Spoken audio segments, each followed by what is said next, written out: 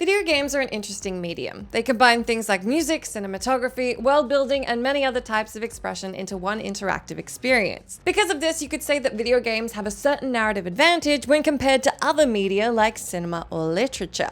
Games don't just tell stories after all, they're primarily designed to be played.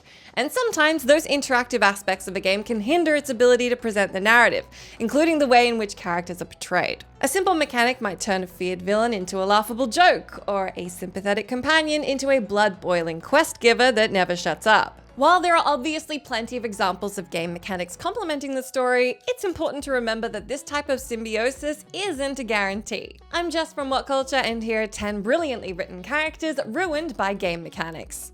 Number 10. Roman Bellic, Grand Theft Auto 4. When people hear the name Roman Bellic, the first thing they think of isn't Nico's cousin, but an inconvenient phone call in the middle of a police chase asking you to go bowling. Like any other character in the Grand Theft Auto series, Roman Bellic is neither a good man nor a bad man. He's a gambling addict and gets people in trouble, but at the end of the day, he does truly care about his friends and family. Portraying this type of dynamic through cutscenes alone is tricky, which is why the makers of GTA 4 decided to use one more mechanic to really drive Roman's affability home. The only problem is that their solution backfired horribly. Early in the story, Roman will call the player and invite them to hang out, with bowling being his go-to activity. The intention here is to show that Roman cares about Nico and wants to help him get accustomed to living in America. However, in practice, the calls get really annoying really quickly, especially if you're already busy with something else and have to make room for Roman, just so he won't get mad at you. Well, at least we got some great memes out of it. Number 9. Brynjolf, The Elder Scrolls V Skyrim. Brynjolf's character in Skyrim plays the perfect supporting role throughout the entirety of the Thieves Guild questline.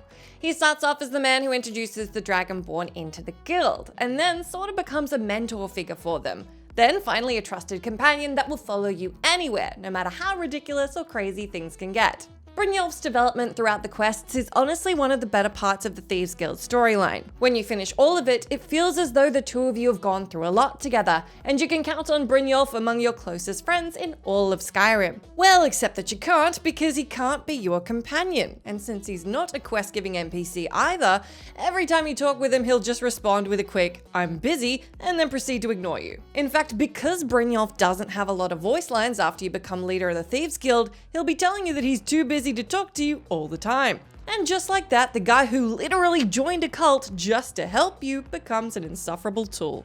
Number 8. Colonel Autumn, Fallout 3.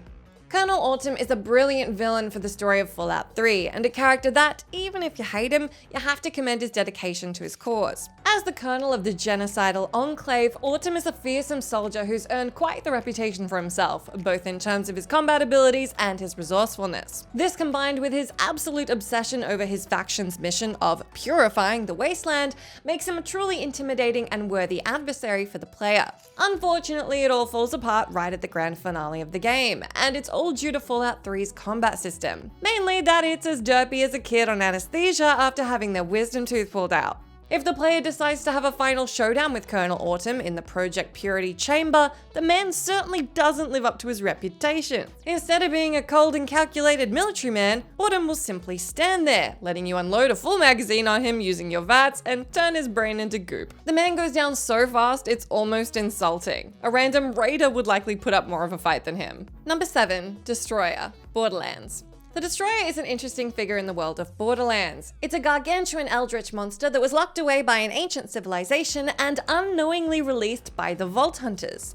It's supposed to serve as an existential threat that raises the stakes in what is otherwise a lighthearted, if violent, story. The cutscene that introduces the Destroyer really hypes the creature up to be the ultimate doom of reality, describing it as an immortal being that can only be temporarily stopped and locked away. If that was truly the case, the Destroyer would have been the best plot twist at the end of the game. But the problem is that the boss fight with the creature is just too easy. Frustratingly easy. The Destroyer barely does anything through the entire fight, and the mechanic used to damage it is like something straight out of kindergarten. You need to shoot these massive purple sacks that are placed all over its body, and it would honestly be harder to miss them. The fight doesn't really take more than 5 minutes to finish. Thankfully, the remastered version of Borderlands has improved the difficulty of the encounter and made the Destroyer's Doomsday Awakening slightly more believable. Number 6. Hoyt Volker, Far Cry 3. Although Hoyt Volker was supposed to be the main antagonist of Far Cry 3, his spotlight was taken from him by Vaas in the first half of the game. That said, Volker could have still been a pretty good villain in the second act, if it weren't for how poorly his final altercation with Jason was handled. After all, just like Vaas, Hoyt had the perfect qualities to be an intimidating but intriguing adversary. He was equally psychotic and ruthless, but unlike Vaas, Hoyt had his eyes set on more than just the Rook Islands, which made him a more concerning threat, as well as a more satisfying target to kill. Unfortunately, the final confrontation with Hoyt was anything but satisfying. Though the poker scene preceding it was genuinely intense, the actual knife fight with Hoyt was an uninspired and laughably easy sequence of quick-time events that was over in less than 2 minutes. The fight was an absolute joke, and it really undermined Hoyt's status as the mastermind behind the pirate activity on the islands. It's a real shame considering that Vaas had a whole drug-fueled narrative sequence attached to his death. It just goes to show that the developers could have done better with Hoyt. Number 5. Arceus, Pokemon. The sole concept of catching legendary Pokemon has always been pretty silly. It just doesn't seem right that 10-year-olds could capture creatures responsible for things like world-ending tsunamis or the actual space-time continuum and then pit them against rattatas of random preschoolers. However, there is one legendary Pokemon that really suffers from the battle and capture mechanics of the games, the literal god of the Pokemon world, Arceus. Throughout the entire Pokemon franchise, Arceus has been portrayed as this enigmatic entity that created the universe. It's a figure of actual worship within the world, and he's always been shrouded in mystery. That is, until a 10-year-old stuffs him into a Pokeball. After that, Arceus is no better than your average Pokemon that can get hurt, poisoned, run out of moves, faint, and do so many other not-so-godlike things. There are so many questions that Pokemon mechanics raise when applied to Arceus. How does Nurse Joy know how to heal a god? What impact would storing him on your PC have on the world? Perhaps it's better not to look for answers, and perhaps Pokemon would be better off if Arceus remained just a myth. Number 4. Fi, Legend of Zelda Skyward Sword. Back when Skyward Sword first came out, most critics were quick to point out the annoyance that was Fi. Her constant interruptions to give the player useless hints were somehow even more obnoxious than Navi's back in Ocarina of Time. It also didn't help that the game would force her help onto you during pivotal moments, grinding the pace to a painful halt. The way in which Fi's character was handled is quite a shame, as according to some interviews with developers, Fi could have been to Link what Cortana is to Master Chief.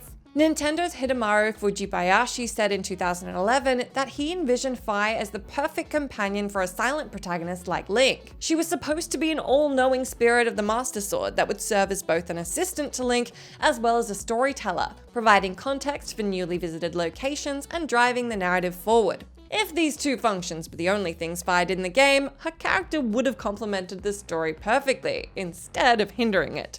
She could have become just as likable as Midna from Twilight Princess, but alas, what we got felt like an endless tutorial.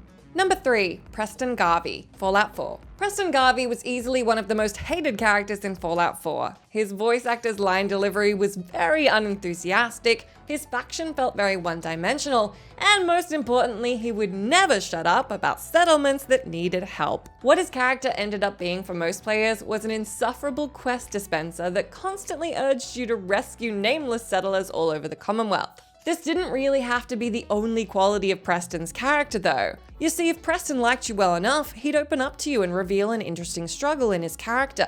It makes sense that Preston sounded so detached in the game, as the man was suffering from severe depression. As the last Minuteman, he understood that he was the last glimpse of hope for the people of the Commonwealth.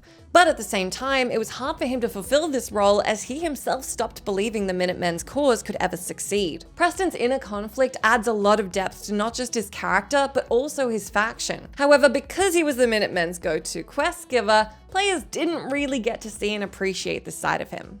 Number 2. The Grey Prince, The Elder Scrolls IV: Oblivion. Although Bethesda's writing in Oblivion is pretty robotic, sometimes it can surprise the player with an unexpected level of depth. The quest for the Grand Champion of the Cyrodiil Arena, the Grey Prince, does exactly that, though it doesn't quite stick the landing. In the quest, the Grey Prince asks the player to find proof of his noble birthright. When the player investigates the prince's family castle, they discover he's actually half vampire. The revelation will horrify the prince. He'll consider his very existence a thing of evil and decide he's not worthy of being the Grand Champion. After that, when the player challenges him for the title, the man will throw the fight and let you kill him. This is a dramatic setup that has the potential to make the player really question their actions.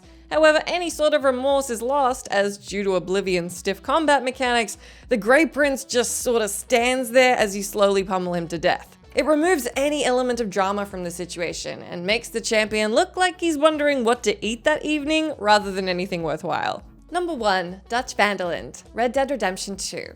The core conflict of Dutch Van der Linde's personality lies in his relationship with the members of his own gang. He's supposed to be a leader they look up to and trust with their lives. However, as time goes on, they start to notice the cracks in his confident facade, realizing Dutch's vision of a free life in the Wild West is just a hopeless dream. The way this conflict is showcased in Red Dead Redemption 2 is through Dutch's promise to use the robbery money to let everybody retire in Tahiti by buying a mango farm. The player is supposed to donate money to Dutch's fund in the hopes of realizing this dream, only to slowly come to the conclusion that their contribution is being wasted. The problem here is that the in-game economy is completely busted. Doing side quests, treasure hunts, collecting bounties, and even receiving huge cash rewards by completing the main story missions will easily earn you tens of thousands of dollars by even the end of Chapter 3. You'll begin to donate an absurdly high figure to Dutch's fund like it's nothing, so his incessant whining about needing to, quote, do one more score seems like a bad joke at best.